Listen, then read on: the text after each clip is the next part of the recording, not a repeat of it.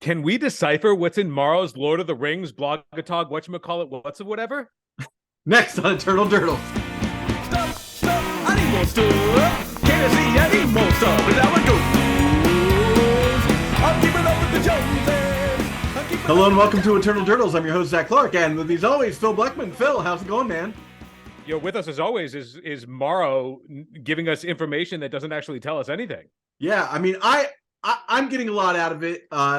I have a list of all of my answers, and I think this episode's just gonna be fun.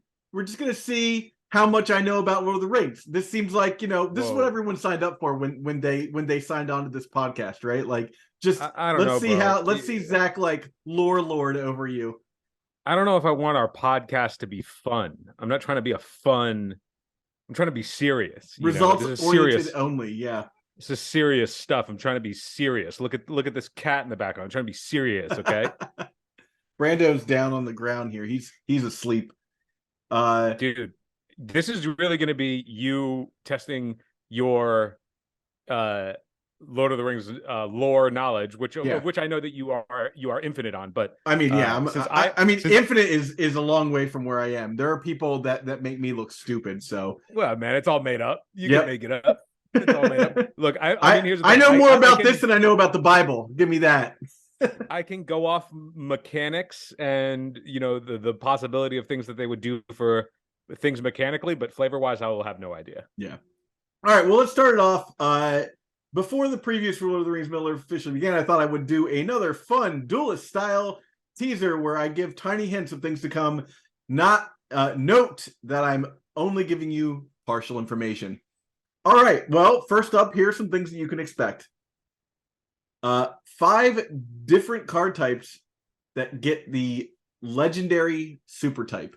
So we know that the enchantment and land. Yeah. Do we have an enchantment yet? So we've definitely got lands, right? I think the Shire is well, those are reskins, but there is the Mordor mountain or whatever. That's that's right. The Mount Doom is a actual legendary land. So there we go. So we have creature. There's tons of creatures. Obviously, the One Ring is an artifact. Artifact for sure. I assume there's going to be a legendary enchantment of some kind. I just don't know what it would be. I have no idea. It could be like something that has to do with like the doom of the world. Like do we get our first legendary battle? Is that what we're getting? Is that? I bet there are. Man, do you think there are battles in this set? I hope not. I think if they preface like battles are just a new card type, they could show up anytime, right? Like it's true. They could just do them anytime they want. The thing is that I don't understand how battle, like there's the siege subtype of a battle, and I don't know what other subtypes for battles there would ever be. Like, I don't know what the difference between a battle and a siege is. A siege has like defense points, but I don't know if like there could be other kinds of battles, I suppose. I mean, maybe there are battles that don't transform. Maybe there are battles that aren't sieges. So like when you defeat them, you just get an effect. Yeah. Well, before we go any further, I just wanted to shout out that we've got new merch up on the shop. Someone bought a T-shirt from the last episode, so I figure I should mention it again, and we can get another like $4 from selling somebody a T-shirt. But these are great shirts, actually. I like the comfort tees myself. They fit nice. They feel nice. I suggest honestly logo, only do the comfort tees inside out. Yeah, honestly, you got to wash it inside out because otherwise it'll fade. But honestly, the comfort tees are just like infinitely better than the standard, unless you like that thick cotton feel, which I don't. But go with the what is it called, Premier or something? Yeah, the Premier T-shirt, but the comfort T-shirt called Premier, but it's just like the softer material. It's the softer side of Sears. Yeah. Speaking of the softer side of Sauron, so we've got the next one is a decently sized Legendary Matters theme. I wish decent was defined in any remote way at all. Partial information only. That's fine. Decently sized. I think we kind of all knew that was a thing. Reprint Caracas win. Yo, do you think the White Land will be just Caracas? Minas Tirith. I mean, they've reprinted Caracas a bunch, and Caracas still has a good price tag on it, even though it's not legal in EDH. Like, it's only legal in Legacy and Vintage. So I don't know why it still has its price tag despite being just gotta reprinted have them, multiple man. times? Because it's banned in EDH, so I don't understand what like Primeval Titan's banned in EDH, so it doesn't have a price tag on it. You know, it's like very cheap. Whereas like if it didn't, it'd be an evergreen deck and be worth infinite dollars. But Karakas isn't, so I don't know what's going on there. Yeah. All right, a new non-mana ward cost. I like your take that it'll be the ring tempts you. Yeah, it's probably like the ring tempts you or like something like that. Like it's probably on flavor, not like pay for life. You know. Also, like the that. rings tempt you. The rings tempts you sucks. The mechanic is it sucks. I mean, we can go over that. That's a whole like I do want to at the end of the episode. So we'll timestamp that. At the end of the episode, we will have that discussion, and I'm going to defend the crap out of it. Actually, here's the thing. I'm only gonna argue that it sucks. I'm not gonna I am sure that flavorfully it's great, and I will trust your judgment. But another emblem mechanic that we can't interact with, that's just build your own questing beast for every creature for the rest of the game. Come on, man. Come on. Yeah. All right. Well, we'll get to that. A mechanic returns, but now references a different creature type. I actually know what this is. I think I had guessed earlier. Orcs. So I guessed orcs, not goblins. It's actually orcs, not zombies, and it's a mass. Oh, interesting. Okay. Yeah, they spoiled the like commander version of Sauron, Sauron, Lord of the Rings, and he amasses 5 orcs. Okay, cool. So that's what that is. So it's just it's a functional mechanic reprint that just makes it an orc instead of a zombie. Yep. But it's still a mass. Correct. So they're still calling it a mass. It's just making an orc token instead of a zombie. Yeah, it's a mass orc. Is the name of the thing. Oh, so they're errating the. Yeah. So a mass is probably now a mass zombie. I see. Okay. Yeah. Yo, where's my zombie mass army Beebles at, bro? A mass Beebles. A mass Beebles. All right.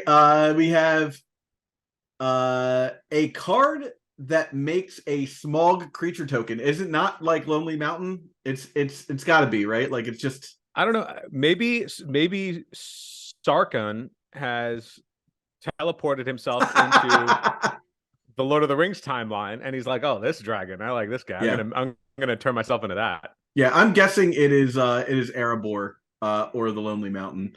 That's just the Hobbit. That's the dragon from the Hobbit. If you don't know who Smaug is, Smoog. Smoog. Yeah. So we got a 2, 3 color and 1 4-color legendary creatures, along with the 5-color one that was already previewed. So 2 3-color. The 5-color one, Tom Bombadil. Yeah, that's Tom Bombadil. My little Bombadil. Wasn't that in? Oh yeah.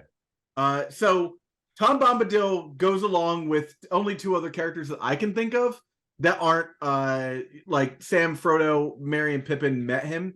So Old Man Willow, who they were saved from Old Man Willow by Tom Bombadil, and Goldberry, which is his wife. So I don't know what the other 3-color one is. I'm assuming Goldberry is the 4-color one, and Old Man Willow is the 3-color one. It could be Farmer Maggot as the second 3-color one. I'm not sure off the top of my head. Oh, this is also, you just reminded me too, because we have Bombadil already spoiled, and Bombadil cares specifically about sagas, and this is taking from IP. There's probably going to be a fuckload of sagas in this set, and I imagine that many of them will be legendary. There you go. Do legendary sagas because it's kind of implicit, but like you could do a legendary saga of like the Frodo and Sam, the legendary saga, and does stuff. Well, it'll probably be like the Scouring of the Shire is a saga or something. Okay, so we've got that. A lot of one of creature type matters cards. That was like orc matters, human matters. Yeah, I think that like that's when I read that's this, not even like information, you know. when I read this, my first instinct was that it's going to be sort of like that core set where they made the lords, like they made Hexcatcher, and they made like a lord for each. Well, creature maybe type, I'm reading this wrong. Wasn't really Phil. Supported, Maybe I'm reading this wrong. A lot of one of creature type matters. Is that like if you only have one dwarf in play, X happens? A Is lot it like of you must have one of, or matters does it mean there's one of Dwarf Matters cards in the set? That's what I interpret it as. I'm not Yeah. interpreting it as like if you have a lone creature that matters. Yeah. I think that he would have written it like that. A lot of one of creature type matters cards that there's a lot of Because that cards follows the like fellowship is a lot like minus the hobbits. There's one Gandalf, right? There's an elf, a dwarf, and a human. I think Gandalf is technically an avatar here. Yeah, you know, it's possible that it's like Boromir it's is sort the of like second party. human, but he dies. Spoiler alert. They could have made it like party. Yeah, it's like one of creature type matters. So it's like draw a card for each different creature type you have, and so it's trying to get you to play. Maybe that's it. Maybe he's referencing that instead of playing tribal, you're playing intertribal. Yeah. Spoiler alert playing with on a a creatures. episode that's about spoilers is like the most like hat on a hat thing I've ever done. Well, the thing is that we all know that Maro is usually very explicit and detailed when he uses his words. Yeah. And he's always very clear when he says things and what he intends that to be interpreted as. So at least we're in good company here. A mechanic returns that I Mark Rosewater had to fight tooth and nail to get into the set it premiered in.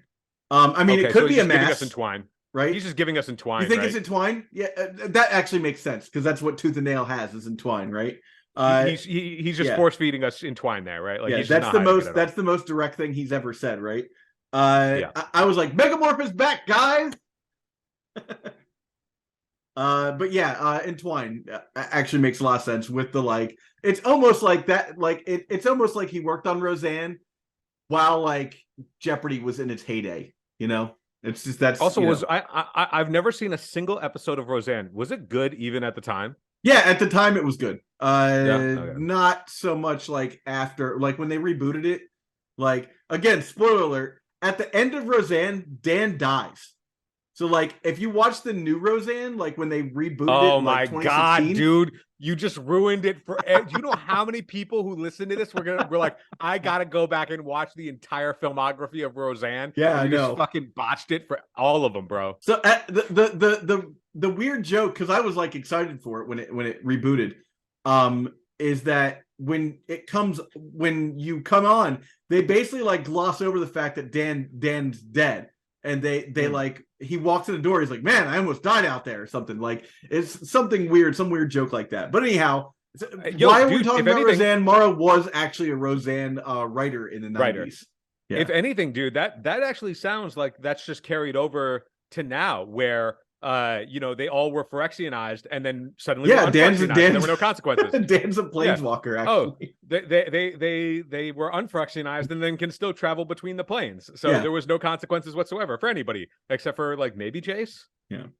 A new creature type that gets its own equipped cost. I say dwarf. Horsies. It's horses, dude. Equip a horse? Yeah, man. Wow. Yeah. Oh, you think so? So you're saying creature type horse with an equip cost or creature equipment? Creature type horse with an equip cost. So it's just like lizard blades or whatever. Like it's a creature unless you equip it, then it gives double strike or something. Okay, so you equip a horse. That's interesting because I would think that I guess you could just call it equip, but I've never thought about if I were to in my equestrian days I never thought that I'm equipping myself with a horse. Equestrian days. Back when you were a horse boy, pony boy. Back when I played competitive polo in my Eastern European journey. I was more of a highlight guy myself, but All right, some counters that are in the set. This is boring. Burden, Death Touch, First Strike, Hope counters. Burden counters we already kind of know about.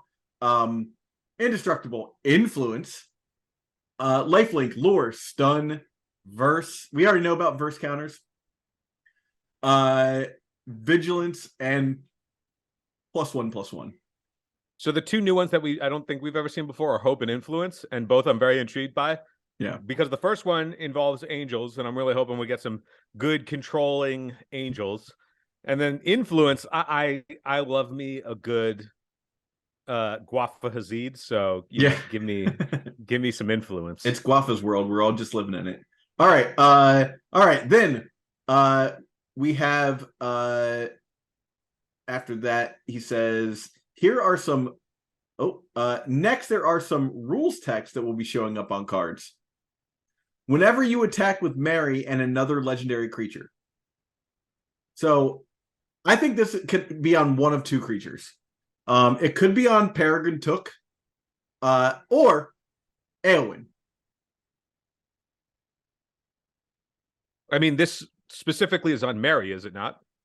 Yeah, well, yeah, I'm assuming it's on Mary, or it's like if it's not on Mary, it's on Peregrine Took, or it's on Eowyn, or it could be on Treebeard. But why would another creature reference Mary? I don't know, man. They have a whole Legendary Matters theme going on here. I guess that's true. Assemble Voltron. Yeah, I guess that's true. Assemble the Voltron of 2 hobbits and a tree. Yeah. Oh yeah, that is true. I mean, getting some sweet tree folk would be sick. Yeah, we're gonna get at least like tree folk, right? Yeah, I like tree folk. I want the tree folk guy that like in 2 towers runs over to the water and like dumps his head in because his head's on fire. That guy rules. Yeah. All right. Rocks. When you then create a food token for each creature you control. I think that's Radagast. Yo, Asmorna Martika Dystina Koldakar, let's go. Yeah, she's in the set. Yeah, I think that's Radagast the Brown. One of the 5 wizards. One of the 5 wizards. Yeah. It's just, but before shit hits the fan, right? Here's a wizard. Here's the Shire. Here's all the food. Yeah. It's also for each creature you control, so that can be like, a nod to Radagast being like of the forest of the creatures. All right. Remove an indestructible counter from Arwen. Can't be so I said it can't be a River Horses thing. That's a movie thing, and it didn't happen this way in the books. I really don't know. Like Arwen doesn't get a lot of lines in the book. They basically made up a character for Liv Tyler to play in the movies because they were like, we don't have any girls in this movie, so we need to add some. There's also the known quantity that they're going off the books, not the movies, right? Yeah, so like I don't think that this is anything. I honestly don't know what this is. If this is it could be Aragorn, like if it's a powerful 3-drop or less, right? So if this Arwen legendary creature is 3 or less mana and has a relatively good enter the battlefield ability that involves giving it an indestructible counter. The indestructible counter is not gated. There's no mana gate. So if it's any kind of reasonable effect, it's possible that it could see some play. So free effects are always interesting in spoiler season.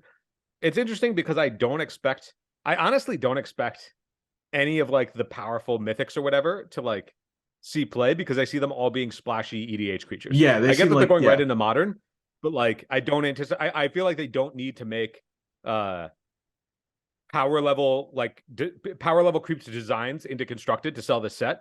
I feel like the IP. No, I mean they don't have to do anything to sell the set. The biggest tragedy of the set is that I lost my job right before it came out. Like I can't like go in. Yeah. I mean, I think the bigger tragedy of this set is another uninteractable emblem mechanic that just build your own questing beast, which I'm sure we'll talk about. We're going to talk about look at the timestamp below if you just want to skip right to that. All right. Copy any number of target instant and or sorcery spells. So these effects are kind of cool, except they're always like 6 mana. Yeah, or like there's a Mizzix Mastery or whatever. I said this is the Mouth of Sauron. I don't know. It feels Grixis to me. It could be like an enter battlefield thing. I don't know. It's too who knows. Epic experiment, bro. Give me the reverberate epic experiment. Whenever you draw a card during an opponent's hold on. We have to go back because now copy any number of target instant and or sorcery spells. Okay, it's this, and you epic experiment, flip like 5 cards, and then one of them is this card that lets you then copy all of the things on the stack. Except you can't target the epic experiment because it's resolving. Unfortunately, don't forget that. Don't forget that that's how it works. Okay. All right. Whenever you draw a card during an opponent's turn, create a 1/1 blue tentacle creature token. And I said when I was typing this to you and Nate, I said that's the creature that ate Bill the pony. Poor Bill. But he's known as the Watcher in the Water. It's sort of a Cthulhu kind of thing. That's the creature when they're trying to get into Moria that like eats the pony and almost pulls Frodo in with him. Dude, you know what I think about now?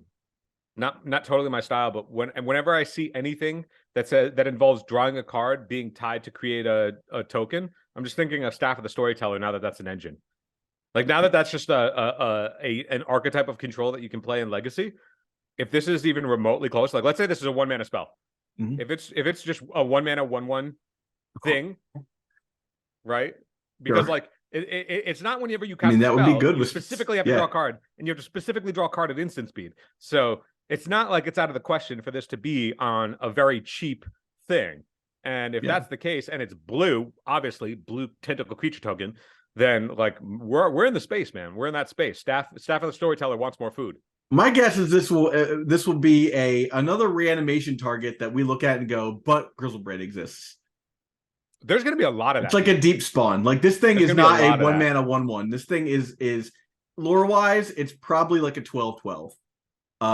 Dude, it was so gigantic that like, everybody watching this, everybody listening to this, let us know in the comment section. We have a discussion going in our thread offline here, where we constantly are talking about the cards that just soft ban other things out of the format. Grizzlebrand, Uro, Urza Saga, like Days, the stuff that like has all been in ban discussion before, but is never actually going to be on the block ever. Yeah. But what those cards push out of the format, and talking about like what are the other cards that could potentially see play, because one of the things that whenever ban list discussion comes up, and I don't want to get into that right now, but like one of the things that always comes up is like, oh man, this deck sucks, we got to get rid of her, this deck's oppressive, we got to soften it down. And without really diving into what is a ban release from the rest of the format that can start getting into the format, because it's like initiative essentially removed creatureless decks, so like you couldn't play creatureless decks that weren't Dark Ritual combo, stuff like that. If that sort of version of covering the ban discussion is appealing to you, let us know. If not, we won't touch it. But we talk about it all the time. So yeah. All right. Whenever a creature an opponent control dies, put a +1/+1 counter on Legolas. I said this is either Legolas or his bow. Is Legolas? I guess creatures dying and then feeding something else is green. I guess we've seen that in green before. Yeah, because it feels black, but maybe it's green. No. Legolas is obviously green. Where we just recently saw a effect like this that's on an elf? Drift Warden. It's almost the exact same thing. Okay. So they're interested in it. Well, the thing is too is that like he's a ranger. He's a ranger. They're both rangers. Aren't the elves? I mean, I guess there's a lot of lore with elves because they did the same thing with. Please ask this question. I definitely want to answer it correctly. The Lorwyn elves, they did something similar where there have been in different IPs, both in Magic, and I'm asking now if it's the same because I don't really remember all that well. Were the elves as a tribe in Lord of the Rings also pretty much based on like supremacy? Like elf supremacy over basically over the elves are even in the Silmarillion, elves are pretty racist, and they only kind of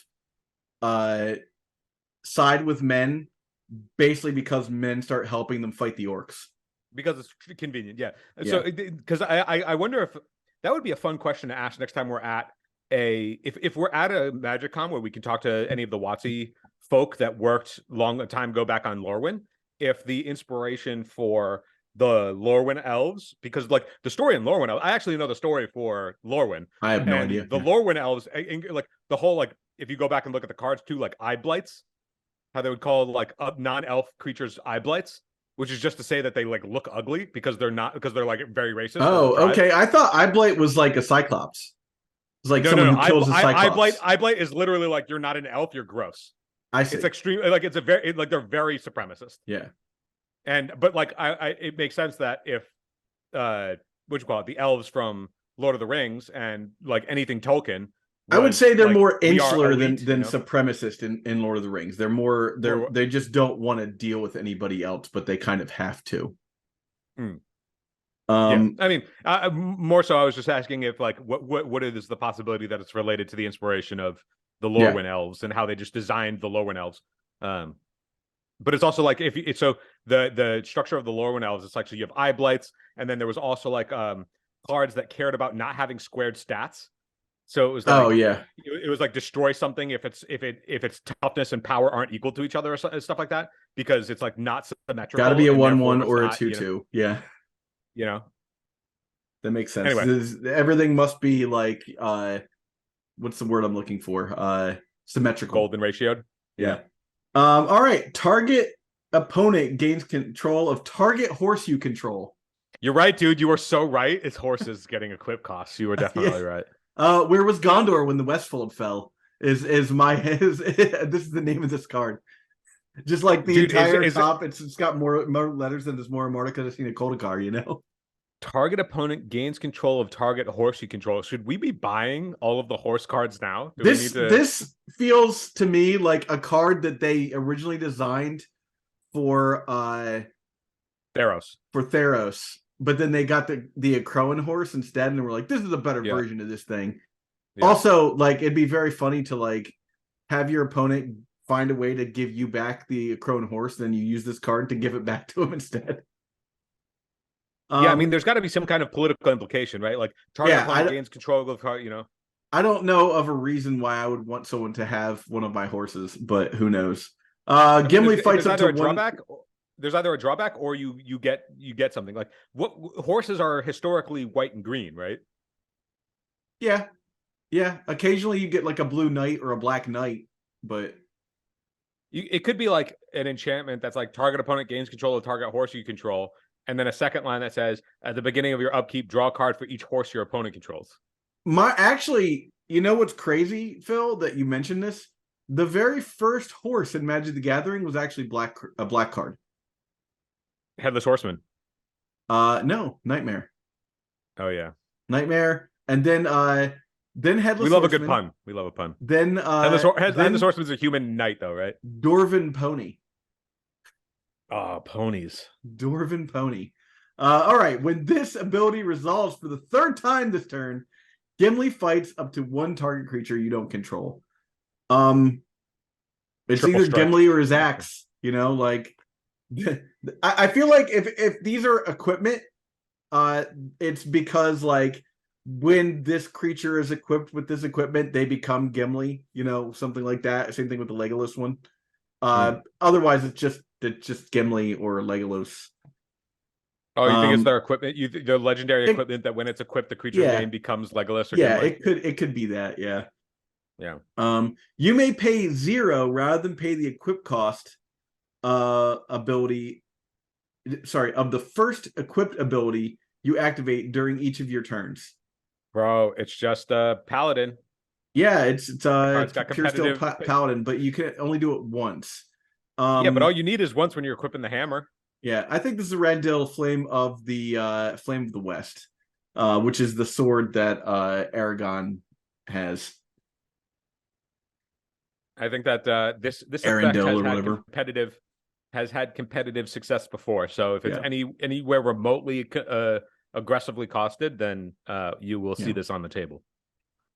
I mean, it could go in hammer time, right? Like, there you go. That's what I mean. If it's aggressively costed and it's not if it's not like red, you know.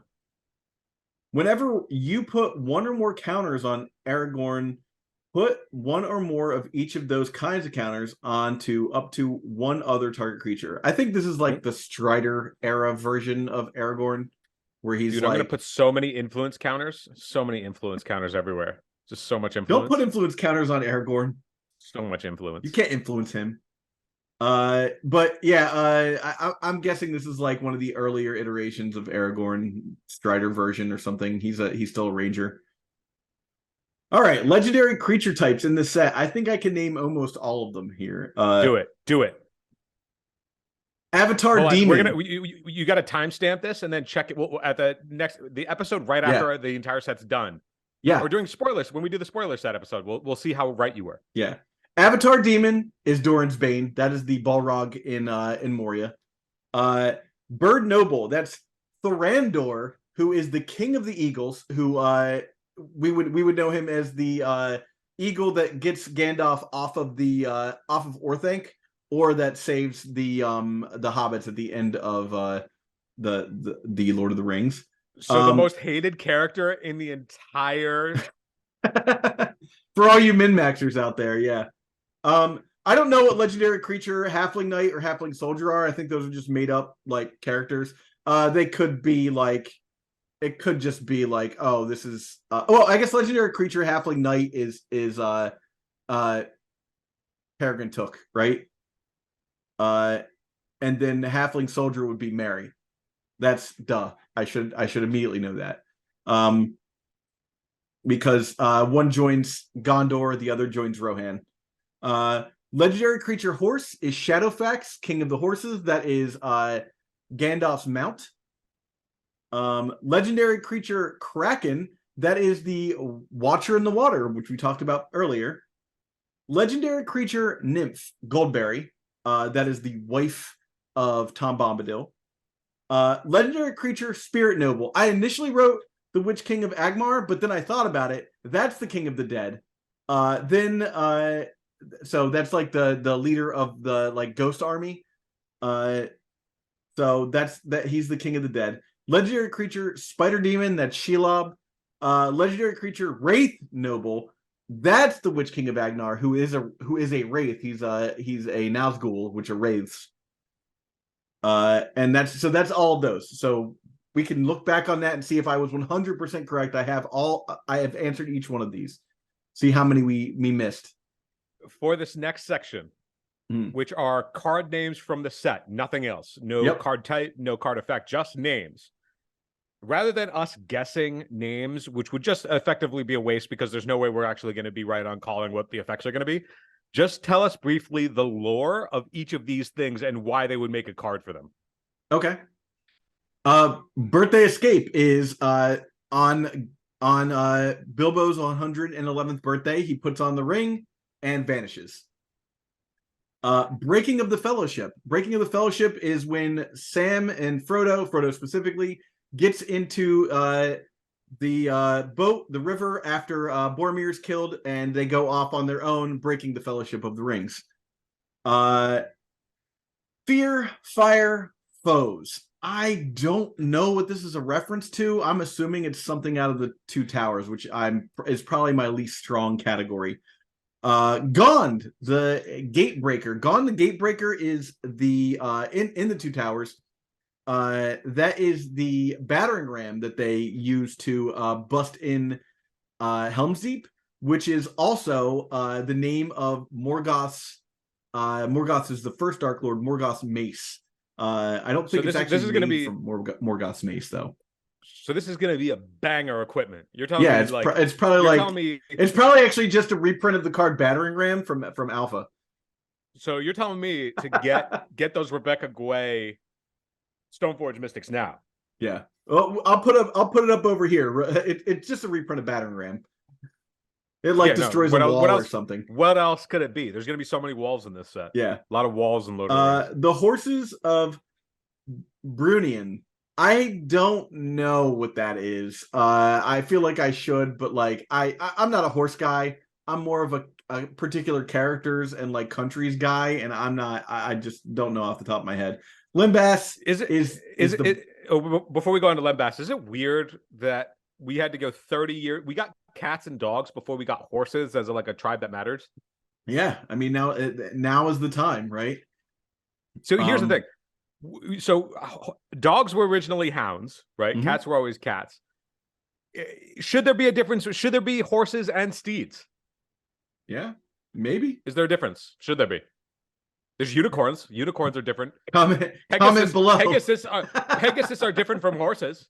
They're all variations of horses. It should just be wing horse.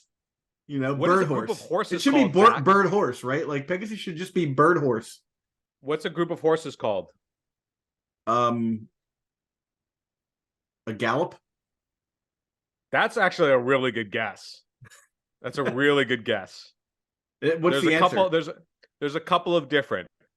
Depending on the kinds of horses, there are 5 different kinds of collective names for horses.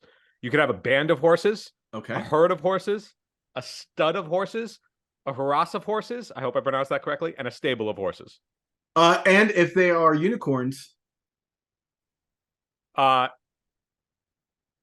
we a covered horn this of unicorns. before. A horn of unicorns. It is a miracle of unicorns, Phil. Miracle of unicorns. I love it. I love it. We've also talked about what a group of Pegasus is called, right? I forget.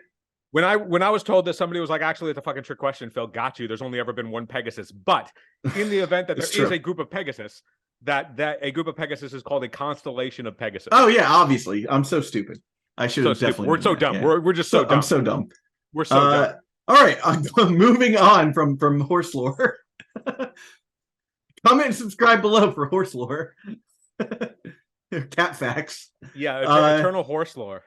Limbas is the food. It's like a elvish bread, kind of like a cookie that fills you up. Fuck, I want some Elvis bread right now. It's basically hardtack, but for elves.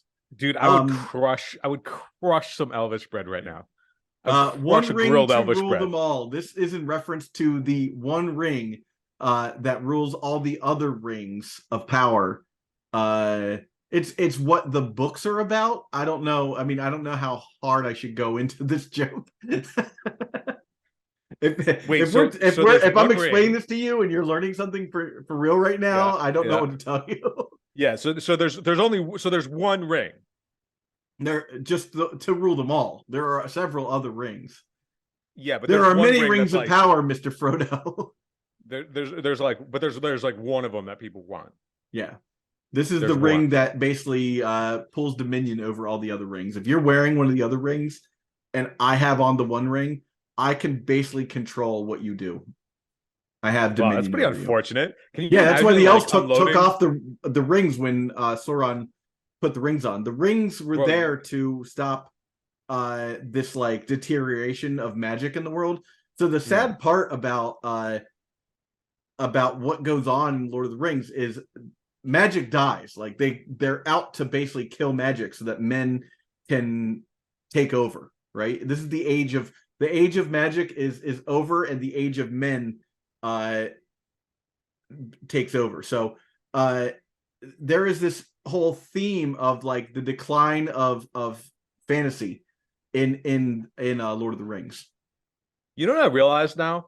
There is a lot of various IPs where those who can't wield magic are like threaten people who can wield magic. Yeah. And for some reason are always like a dominant villainous threat. But I don't understand, because the people who can wield magic could just use magic on them. Well, this goes all the way back to Norse mythology, and probably even further than that, honestly. Because technically, like, we can go back further than that and talk about Greek mythology. And like, there is a time in Greek mythology after the Odyssey where like the gods are done. Like the gods are no longer like affecting the world, and there's no more. This is the age of heroes is over, and the age of like the of man or like country is a thing. But I just like you get what I'm saying though, right? Like there's a lot of IPs that are based you would think on that they would just be like, no, I'm just gonna stay in power forever. But what happens is those in power become they become complacent, and they don't realize that like these things are happening. You can't just wave a magic wand and crush a rebellion you're not even aware of if you're not paying attention, because all you do is magic all day, dude.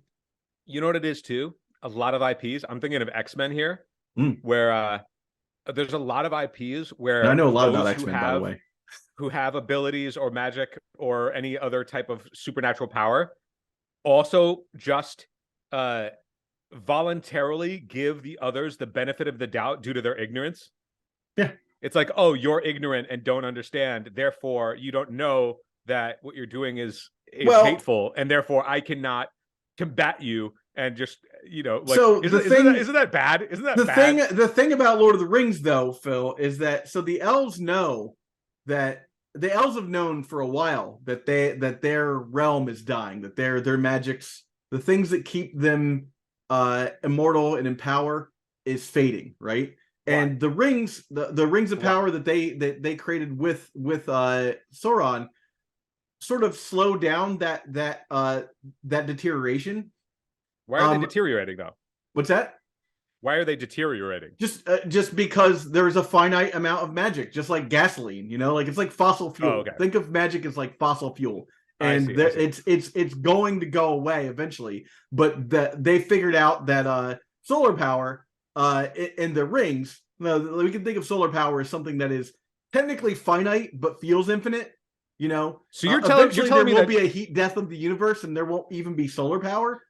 So you're telling me that Tolkien essentially wrote his entire everything IP. is an allegory about oil. First off, Everything you is need an to know allegory, that for at the start. Yeah, dude. Dune is an allegory about oil. It's Lord of the global Rings. warming, bro. Yeah, Tolkien was just ahead of the times, man. So I guess we've known about global warming since the 30s. Yeah. So the thing about Lord of the Rings is that all the elves know that they will go back to Valinor, which is we're in Middle Earth. There is a west. There's a west of Middle Earth that is basically like elf heaven, called Valinor. And Valinor is there's a thing called the Halls of Mandos, and that's where like the elves go after they die.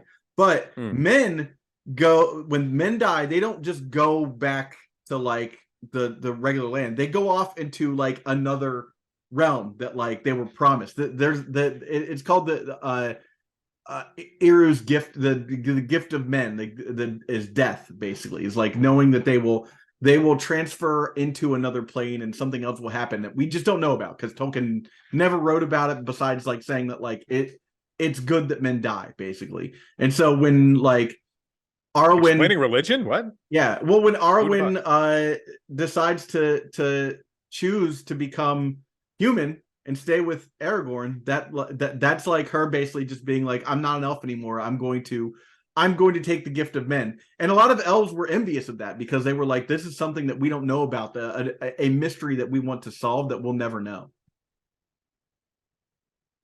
So so other thing, this is both I want everybody who's listening now, get in your head, what creature type tribe in Lord of the Rings, if we were transported into that world, what tribe is Zac on, and what tribe am I a part of? Think of it right now. Okay, you got it? Okay, comment either down below or in the Discord.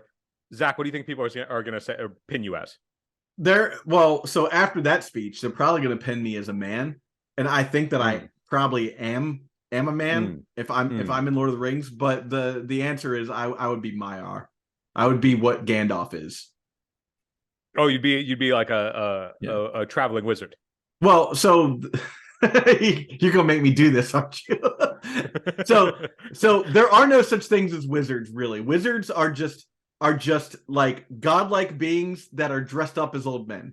Like their powers, the Istari, the 5 wizards are basically angels that have their powers basically sapped down because they're not allowed to fight directly against Sauron. And I can explain why they're not allowed to fight directly against Sauron, but I feel like that's a whole lore drop that you may or may not want. I'm gonna guess. So what are you gonna be, Phil? Horse? I'm gonna guess. Are you gonna be a horse? Yeah, I'm gonna guess that I would just be a centaur. Yeah, I'm gonna be a centaurian. That's not even. Come on, centaur. That's a whole nother guy. That's C.S. Lewis, dude. Oh man, see, if you want to talk about religion and C.S. Lewis, we can go on. All right, there's our next bonus episode. Yeah. Wait till the open IP C.S. Lewis thing gets dropped. Okay, so just to be clear, so you're telling me that there's one ring. Okay, so we got Oliphants. Oliphants are just giant elephants. Think like Hannibal. You saw them at the end of dude. Return We of the love King. a Loxodon. We love a Loxodon. It's basically a Loxodon, but like bigger.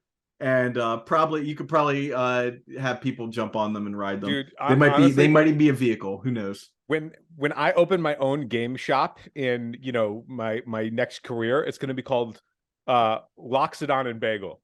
I have here a on the text I sent you guys. It just says 45 godless minutes on Hannibal, which is basically what we just did for Lord of the Rings. 45 godless minutes on Lord of the Rings. Hey, here's the thing. Anybody listening, you guys, you all have first invite to Loxodon and Bagel when it opens. Okay. Second breakfast. Modern players rejoice. No, second breakfast is a reference to one of the like 9 meals that hobbits get in a day. We've got breakfast, second breakfast, 11sies, lunch, supper, dinner. There's like there's a bunch. There's a bunch of them. They're on that. They're on that heavy training diet. Yeah, dude. Hobbiting, man. And There and Back Again. There and Back Again is a reference to the book that Bilbo Baggins writes, which is basically just a retelling of The Hobbit. We're basically reading There and Back Again when we read The Hobbit. And then there's also a book called The Red Book of the Marches, which is sort of the in-universe like history book that covers this. All right, I got some last questions before we wrap it up. Yeah. Are we going to get a blue and treat the angels in this set? I don't think we'll get a blue and treat the angels in the set. We might get a red summon a bunch of horses effect. Oh yeah. I guess and treat the horses. Yeah, and treat and then for everybody listening, the Gondor calls for aid. It would be called. I mean, I'm thinking that maybe it could be entreat the eagles. Ooh. And the eagles just fly you to victory despite any hardship that you endured up until that point. The final paragraph of this thing is that they're going to start debuting more cards and things on Tuesday the 30th, which will be the day after this got posted. So maybe we'll have some answers for the stuff that we predicted. You can always join our Discord and talk with us in real time about this stuff. If you have any questions regarding Lord of the Rings, period, I can probably answer them. Definitely comment below for that. But I think now is the time, Phil. Now is the time that we need to talk about The Ring Tempts You. Before The Ring Tempts You, I think that if anybody wants to learn about this one ring thing that seems to be all the rage, one place that I go to for all my magic needs is Moxfield. Moxfield.com. Oh my God, Moxfield.com, guys. Well done. Yeah. Moxfield.com, one of the all-time greatest deck building websites. I said it before, I'll say it again. Can we just call it the GOAT at this point? Yeah, it is the GOAT. It is the GOAT, for sure. I've said it before and I'll say it again. It's like your Magic the Gathering business card. Like, you can show someone your Moxfield and that's all your decks. You're just like, hey, go to my Moxfield. Our links are below, and that's all of our decks. And it gives you a like nice history of your deck too. You can look at your deck and be like, these are the changes I made, which is really cool. Phil uses that a lot because he makes a lot of changes. He plays the same deck. Once your deck becomes your identity, Phil Miracle Man Bleckman, it's a great resource. I'm going to caveat. I do make a lot of changes to Miracles. I'm constantly iterating on this deck because I haven't let it go in over a decade. But Miracles is not my identity. Miracle's identity is Force of Phil. Force of Phil. True. When people reveal a Terminus or an Entreat, they go, "Oh yeah, I'm playing Force of Phil." Yeah. That's what Moxfield has done for me. It's role reversed it. Yeah. Moxfield. I can't say enough great things, but Harry and John have produced easily the greatest deck building website in the history of deck building websites. If you haven't started using it and you're still using redacted website, try it out. Just try it. Give me that. And if you don't love it, full money back guarantee. I'm giving you a full money back guarantee. In addition to the guarantee, I haven't had a chance to meet the guys yet because I haven't traveled to we haven't been at the same event yet, so I haven't met them. But compared to all of the other stuff that I've used, like the other redacted websites that I've used previously, it is not close that Moxfield is optimal in terms of I use it really often on one particular list. I make a lot of changes to the same list over and over and over and over, and every week. And with no other site have I ever consistently done that in a way where I'm like, oh, this is actually a nice interface to use both on mobile and desktop. Yeah, so like, it changes the way that you interact with the deck building website. You're not doing it to just like have it somewhere, you know, like you're doing it because like this is the best place to tinker, you know. Right. So like I get that they sponsor us, but even I would be using Moxfield even if they didn't sponsor us, which we were using even in the time where they weren't sponsoring us. So it's just good. It's just good shit. Yeah. Well, okay, so let's talk about the ring tempts you now, because if you skipped to here, shame on you. You missed so much lore. But this is it. This is the part that you've come looking for. The ring tempts you. Let's talk about it. Let's break it down with first the concept, the like rule the ring tempts you, and then we'll talk about the ring emblem first. So the ring tempts you. As the ring tempts you, you get an emblem named the ring. If you don't have one, then your emblem gains the next ability, and you choose a creature you control to become or remain your ring bearer. So the ring can tempt you even if you don't control a creature. The ring gains its abilities in order from top to bottom. Once it gains an ability, it has the ability for the rest of the game. Each time the ring tempts you, you must choose a creature you control if you have one, and each player can have only one emblem named the ring and only one ring bearer at a time. Okay, so that's the blanket rules for what the ring tempts you means. Phil, do you want to cover what the ring does? It's way simpler in practice. It tilts me every time. I'm going to let you read off what the ring does because it tilts me every time I do it. All right, the ring. So the first time you're tempted by the ring, your ring bearer is legendary and can't be blocked by creatures with power greater. So that is Skulk. To say that the first, so it gains Skulk and the ring bearer is legendary. Correct. Which means that since you have to choose a ring bearer, like every turn you can change your ring bearer. If you have more than one creature, you can switch it to another creature. But if you have a creature, you must choose it. Yeah. So if you only ever have one creature on the table, it will always be legendary. Yeah.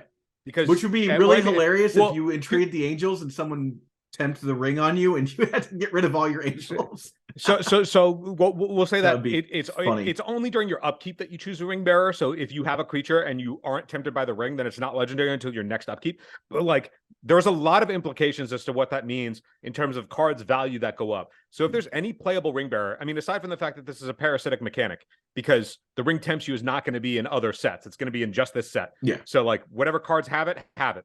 Well, when they put out that next that Tolkien drops his next book, maybe when Tolkien set. We got to reanimate Tolkien. we'll get to the other three abilities, but the first one is I think the most impactful in that it changes the dynamic of every creature for the rest of the game, and then it improves both defensively and offensively cards that care about legendary creatures like Karakas. So, Karakas is probably the biggest example, and we're like it's a mechanic that de facto works with Karakas. So.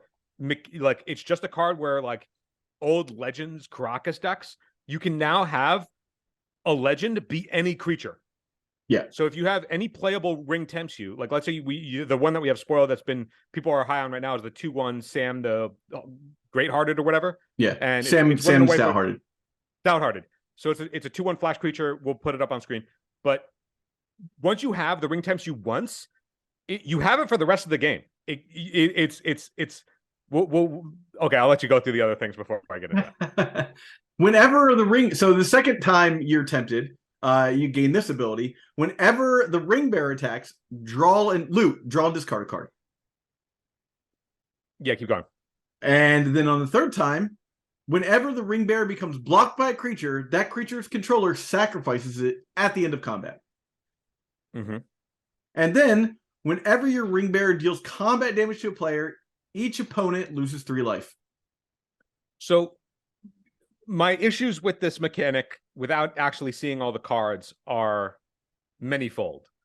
The first is that you can't interact with it. Once somebody has the ring, it's just there. And the ring we've seen is it can tempt you on cheap cards. Like we've seen a 1-drop and a 2-drop, both that can make it so that the ring tempts you. And there are ways that you can do it recursively. And in Legacy, you have Karakas, so you can do it even more so than that. Now, unlike the initiative, which triggers passively in the upkeep, this one does not. So you don't advance to the next ring unless you get tempted again. However, once you're tempted once, that first line where every single creature for the rest of the game is theoretically legendary that you control, that the impact of that. Well, as long as you're choosing it as a ring bearer, you have to be tempted again to choose another ring bearer, don't you? No, every isn't it every upkeep you choose a ring bearer? As the ring tempts you, you get an emblem named the ring if you don't have one. Then your emblem gains its next ability, and you choose a creature you control to become or remain your ring bearer. Oh, so it doesn't happen. It only happens. It doesn't. When you choose a creature when you get tempted to become your ring bearer. Great. Okay. Then I'm a little bit lighter on it. So I'm hoping that it becomes more like Venture into the Dungeon than it does become like the Initiative in terms of its impact on Legacy, because I just wish they would make these mechanics not emblems, just make them an enchantment, even if they're an enchantment with ward on them. Like, let us interact with it. Don't. Yeah. I think that, like, and the other thing too is that it's an aggressive mechanic. Like it rewards you for being aggressive. All of the effects are attacking. Yeah, I mean that's classic fire design draft strategy. So like games don't stall. Yeah. It's just like it incentivizes, like, the ring all across the table only incentivizes one kind of gameplay, which is attack, which means that it's like the only ways that the ring tempts you is going to have effects on decks that aren't trying to attack is broader effects on a creature that you're playing or on an effect that you're playing already with it. Yeah. I think I'm just it does have to connect, right? It has to deal combat damage to a player for each opponent to lose 3 life. Now, blocking to sack a creature is also just a removal spell on an attack. Yeah, but there's a good chance, like if you're swinging in, can't be blocked by creatures with greater power. There's a pretty big chance that your 1/1 is going to be blocked by a 1/1. Your 2/2 is going to be blocked by a 2/2. So if you're attacking with your creature, chances are if it's blocked, it's probably dead. I'm not saying that, like, I don't think that this mechanic, even without, is going to be anywhere near as powerful as Initiative, because it's not passive. You do need to actually take game actions to make it work. Yeah. The thing that tilts me about these mechanics is that they keep making these uninteractive, like, you can't interact with the ring. Once it enters the game, it's there for the rest of the game. So it's like, it's not, and the thing is that it enters the game very early. It's not like Ascends or whatever when you have 10 permanents. Yeah. Or for the most part, Monarch is at a legacy power level is only on 4 drops. Like, these are on 1 and 2 drops. And it's like, if you're on the play and just the ring tempts you, and now every creature for the rest of the game is potentially legendary and then has like all of these questing beast additional abilities on it, like, I get that may not seem as crazy, but like, I'm not worried about the power level. Yeah, I can see why you're annoyed, but like, I don't think that it's going to affect us in any way, shape, or form in Legacy. The thing that the bigger thing that it shows me is, I mean, I think Sam is playable. I think Sam the Stout-Hearted is 100% a playable card, because the effect of picking up something out of your graveyard and then having any type of recursion legendary thing is actually really powerful, and it's also just a flash threat. So there's a lot to like about that card in a lot of different circumstances, even more so than just recursive like wasteland locks. But I think that the thing that I learned most about the fact that this mechanic exists is that even after Initiative, they are still looking at emblem based mechanics and going, this is a space we should play in. Yeah, like they didn't to alter or correct it in any way to not be an emblem mechanic. And as far as particularly just lore here, as far as this being a thing, I think that if there's any time to break that rule and say, yeah, this should be uninteractable, I think it's here. As far as lore is concerned, a lot of people, my biggest, like, come on, do you even know what you're talking about moment is there was such a wide swath of people, especially like I was at Minneapolis when they spoiled this. There were so many people wandering around like they do, going like, it doesn't even do anything bad. Like just everybody. And I'm not like making, like, I had a really good discussion with someone on Twitter about this, and we kind of saw eye to eye on it. But the ring is not inherently evil and doesn't do bad to people. And I think that's the thing that, like, a lot of people, especially if you're just like cursory, you've seen the movies, you haven't read any of the books, or you maybe have read the books and you haven't like done like massive amounts of like lore research as I have. The ring is not inherently evil. It's just a manifestation of the power that was like part of a Maiar. And like if you perfect example is like if you look at Gollum got the ring by killing someone, right? And so his time with the ring was fraught with death. You know, he was in isolation, killing goblins in like a sewer, basically under like the goblin like warrens, and you know he lost the ring to Bilbo, who had the choice. He could have killed Gollum right there. He could have like just put on the ring, murdered Gollum, but instead he decided that he didn't want to do that. He used compassion, and so Bilbo's time with the ring was one of prosperity, you know, and so the fact that everyone's like, oh, how come it doesn't do anything inherently bad if you're tempted by the ring? I mean, I don't know, man. I just don't think that's even a valid point to make, because 50% of the people that have held on to the ring, even less than that, like 25% of the people that held on to the ring even needed to like had anything bad happen to them. Gollum was the only person that we saw that like something definitely bad like happens to Gollum. It's just it basically just increases your openness to like evil things happening, and if you're not an inherently evil person, then the bad things don't happen to you. Speaking of not inherently evil, I'm not going to only critique an emblem-based mechanic and then not say what an alternative could have been. Okay, yeah. So when the ring tempts you and then we had battles, rather than have an emblem-based mechanic that you can't interact with, just have a battle ring as a subtype, and then it has a 1 defense point, and you are tempted to attack it to take the abilities so that you can have it, rather than attack your opponent, and now you're put to a decision, and that's just more interesting. Yeah. Just make it so that it's indestructible, so you can't like destroy it in battle or destroy it in with an effect. And Phil, so the weirdest part for about the whole game, but at least you can. The weirdest part about this for me actually is that there is the emblem, the ring, and then there is the one ring that is a card. Well, dude, I mean, yeah, explain this one that's ring the weirdest thing. part to me. That's the thing that I think more people should be upset about. But like, look, either it is or it isn't. Like, why are we doing this? You know. Also, speaking of the one ring that's already spoiled, holy shit, is that card busted? Yeah, that card. I'm thinking of ways to throw that into my 8-cast deck because it looks, dude, it just seemed bonkers. We were talking about this before, like being able to like loop it with Emery. Like if you have 2 of them and you're just like, I have protection, draw a card. I have protection, draw a card. I have protection. You know, like basically just like stopping your opponent from being able to attack you ever again, like unless they can deal with your Emery and or the ring is pretty. It's just wild. It's just also the best rate of drawing cards we've ever seen outside of Ancestral. It makes me want to put Manifold Key into my Urza Saga deck, right? Like, we're in an ancient tomb city of traders format. Like it's 4 mana, 3 life, draw 6. Yeah, it's unbelievable. The rate is insane. Yeah. It's unbelievable. And if you can find ways to sack it and bring it back, even better, because then you're drawing like 3 or 4 cards, and then you're like, cool. I guess I'll kill it and just ridiculous. And the fact that it's legendary is upside because other copies can get rid of previous copies. Like you can play another copy and boom, there you go, and draw another card. It's not a drawback that it's legendary. You actively want more to get the previous one off the table. That card pre-selling at $100 because it's colorless and it's just going to be in every EDH deck because it's the best draw spell we've seen in years. Yeah.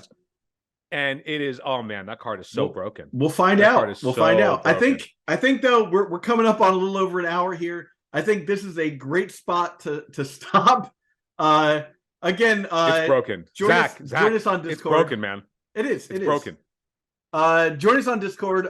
Please, if you've gotten any value out of this video, please remember to like and subscribe. Comment below. Do you think I was correct in all of these? Did I miss one of the legendary creatures?